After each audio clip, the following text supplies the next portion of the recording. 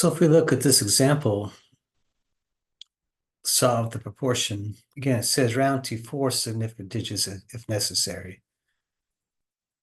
So if we don't have to round, then we don't have to worry about this. So again, this here can kind of model the rules for significant digits. Zeros in front, if it's a decimal, are not counted. The trailing zeros are counted in decimals. Trailing zeros in a whole number are not necessarily counted. So in this example here, notice how there's only typically 2 significant digits, even though you could say there's up to 6, but we use what's called the most conservative answer there. So if there's no rounding necessary, then we won't have to worry about that.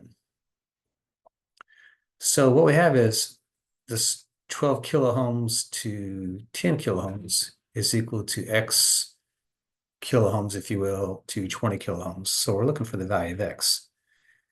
In proportion math, the cross products have to be equal. So when we set this up, we can drop the units of measurement and write this as 12 over 10 equals X over 20. And we can continue to solve. It doesn't look that hard. I'll just leave it as it is. So cross multiplying, we should see that we have 10 times X is 10X. And 20 times 12, again, you can just ignore the zero and say 2 times 12 is 24. And then just add the trailing zero, which would be 240. And then to solve for X, we turn the 10 into a 1 by dividing both sides by 10.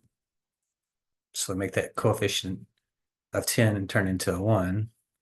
So this gets us our X by itself, if you will. And again, if you divide by 10, essentially all that really means to do is just drop a 0 as our shortcut. So we really don't have to use a calculator for that. So we end up within 24 as our solution. So again, there is no rounding necessary. So 24 kiloohms would be our result.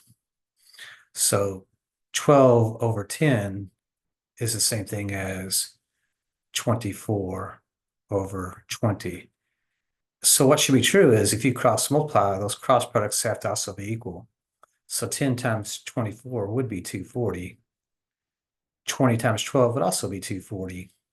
So it does check out. So 24 would be the correct answer to this problem.